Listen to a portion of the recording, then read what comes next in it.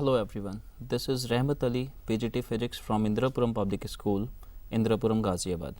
In the previous session, you have learned about potential, potential energy and the capacitors. Today we will discuss the chapter Current Electricity.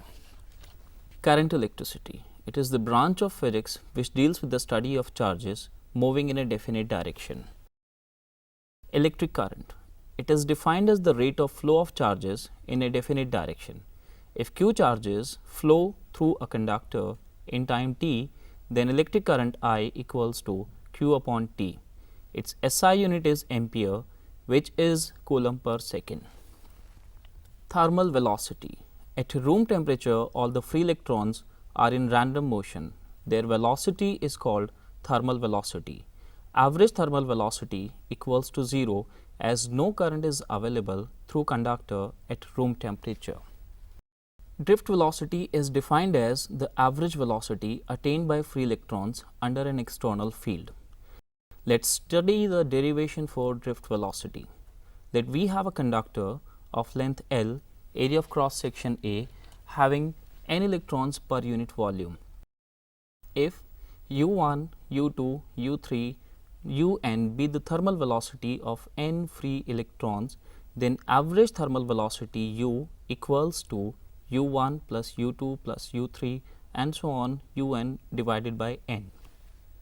If an external field E is applied across the ends of the conductor, then force on each electron F is equal to E, the charge of electron multiplied by the electric field. If mass of each electron be m, then F equals to ma. Newton's second law gives us. Here A is the acceleration produced in each electron. So we get m into A is equals to small e, the charge, into capital E. Therefore, acceleration A equals to E, capital E, the field, divided by the mass. So velocity of ith particle, using the first equation of motion, Vi equals to Ui plus acceleration A into time t. So drift velocity equals to summation Uy plus A into Ti. So Vd equals to summation of Ui is 0 plus A into T. Here T is the relaxation time. Substituting the value of acceleration A, we get Vd is equals to small e, capital E, tau divided by m. Ohm's law. It states that current through any conductor is directly proportional to the potential difference available across the ends of the conductor, provided all the physical conditions like temperature, stress remains constant. In the diagram, let we have a conductor connected across the ends of a battery. If V be the potential difference across the ends of the conductor and I be the current through the conductor, then I is directly proportional to V. Therefore, we can say V is directly proportional to I. Putting a coefficient of proportionality R, we get V equals to I into R. Here R is called resistance. Its SI unit is ohm. So what is the cause of resistance? We know in a conductor we have large number of free electrons, hence we get large number of ions. Ions are much heavier than electrons. When an external field is applied across the ends of the conductor, then all the free electrons move in a given definite direction.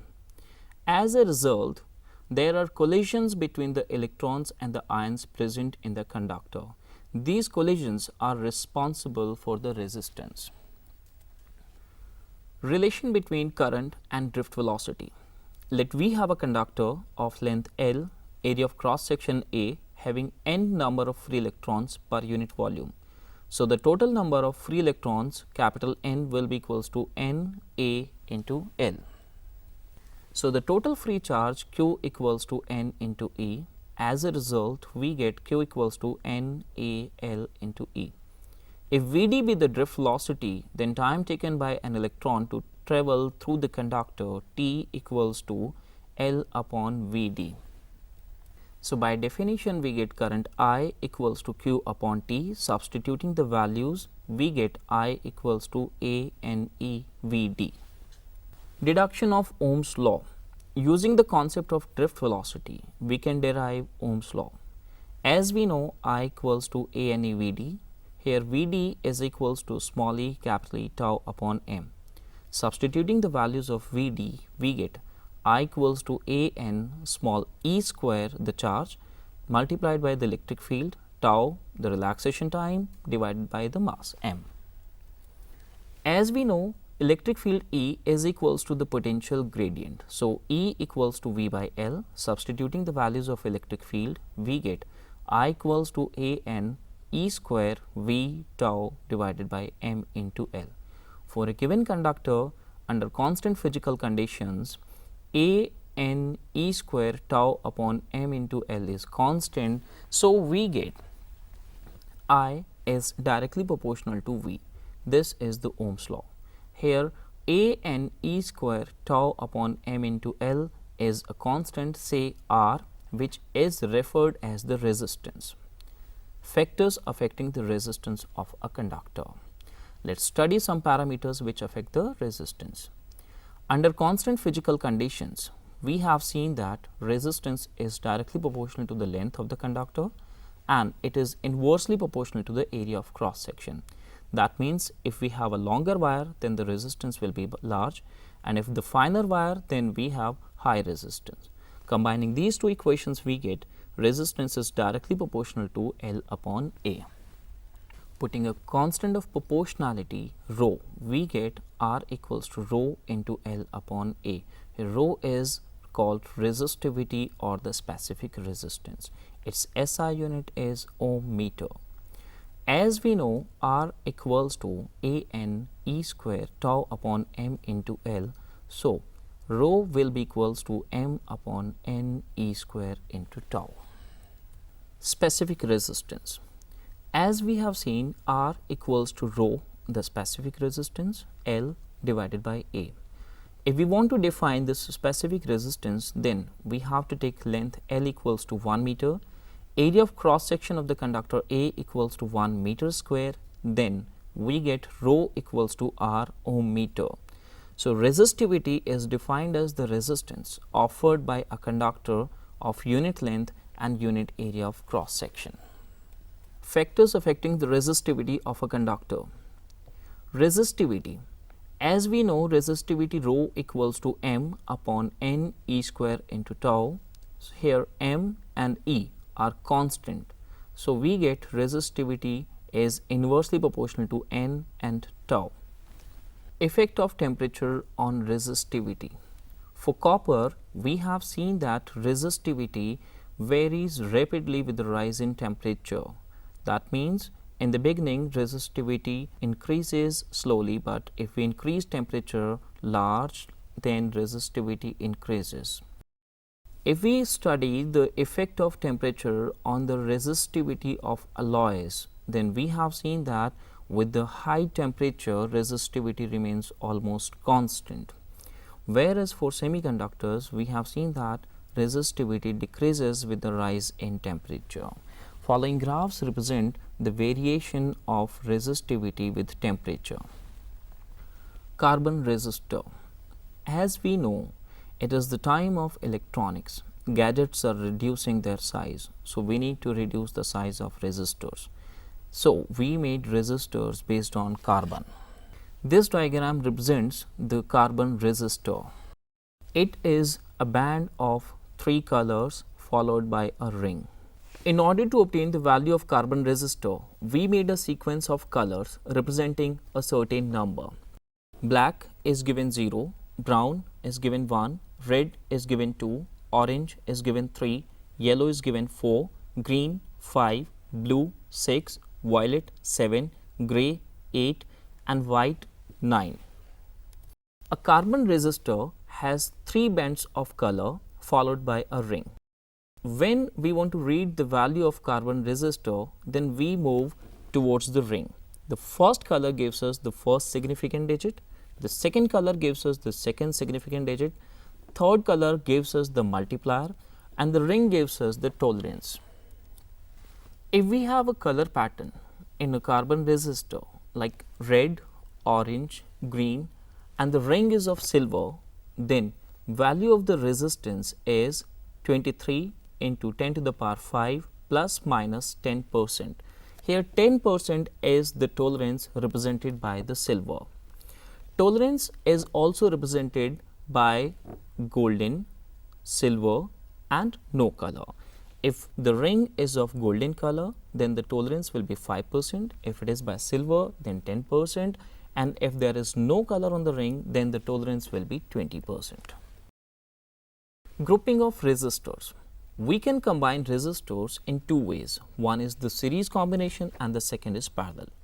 In series combination, current passing through all the resistors is same, while the applied potential is divided among all the resistors. In parallel, the total current from the source is divided among all the resistors, whereas the applied voltage is same. Now, let us study the equivalent resistance of parallel combination. Let we have three resistors R1, R2 and R3 connected in parallel as shown in the diagram across a potential difference V. If current through resistor R1 is I1, through R2 is I2 and through R3 is I3, then according to Ohm's law, I1 is equals to V upon R1, I2 equals to V upon R2 and I3 will be V upon R3. According to the law of conservation of charges, we get I equals to I1 plus I2 plus I3. Substituting the values of I1, I2, I3, we get I equals to V upon R1 plus V upon R2 plus V upon R3. As V is common, so we get I equals to V into 1 upon R1 plus 1 upon R2 plus 1 upon R3. Now, if a single resistance Rp is connected across the given potential difference V such that the same current I is obtained across it, then according to Ohm's law, I equals to V upon Rp. As a result, we can say 1 upon Rp is equal to 1 upon R1 plus 1 upon R2 plus 1 upon R3. Here Rp is the equivalent resistance of the parallel combination. EMF of a cell. It is defined as the maximum potential difference across the ends of the cell when no current is drawn from the cell. Terminal potential difference. When a cell is in use, then it draws some current through the resistor. As a result, the potential difference across the cell is slightly less than the EMF of cell, and this potential difference across the terminals is known as terminal potential difference. Internal resistance. It is the resistance offered by the internal agents of the cell. Factors affecting the internal resistance of a cell. We have seen that the internal resistance of a cell, it depends upon the nature of electrolyte, electrodes, area of the electrodes dipped in the electrolyte, separation between the electrodes. Now, let us study the relation between terminal potential difference and EMF. If E is the EMF of a cell, V is the terminal potential difference across an external resistance capital R and small r be the internal resistance of the cell, then from the diagram we can say E minus V equals to I into R. Therefore, E minus I into R is equal to I into small r. Here I into capital R is the Ohm's law relation, which is the terminal potential difference across the external resistor. Always remember, while charging a cell, terminal potential difference of the cell is greater than the EMF of a cell. As a result, current flows in the reverse direction and the relation becomes V minus E equals to IR. Combination of cells. We can combine cells in series as well as in parallel combination. As we know, every cell has positive and negative terminal. In series, if we combine given number of cells, then total EMF of cells is added considering the polarity of the cells. That means, if we combine cells with positive, negative terminals of the cell, then the net EMF of the cells is added. If we have certain number of cells having EMF say E1, E2, E3 and so on En, then net EMF of the cells in the series combination will be E equals to E1 plus E2 plus E3 and so on En. If all the cells are identical, say n cells are identical, then net EMF will be equals to n times the EMF of the single cell. Now, if we consider n identical cells of EMF E are connected with the positive and negative polarities and m similar cells are connected with the reverse polarity, then net EMF of the cells will be equals to n minus m times the EMF of the cell. As every cell offers some internal resistance, if let us say it is R, then the resistance of all the cells is added. As a result, we get net EMF of the cell to be n minus m times E, and net internal resistance of the cell will be n plus m times R. If we combine cells in parallel combination, then the EMF of the cell remains same, that is E if all the cells are identical, and the net internal resistance 1 upon Rp is equal to n times 1 upon R. Here small r is the resistance of the cell offered by its internal agents. In this chapter, we have studied the drift velocity, Ohm's law, resistance, resistivity, combination of cells, and in the next session we will study Kirchhoff rules, meter bridge, Wheatstone bridge, potentiometer, and certain applications of potentiometer. I hope you enjoyed the session. Thank you for watching.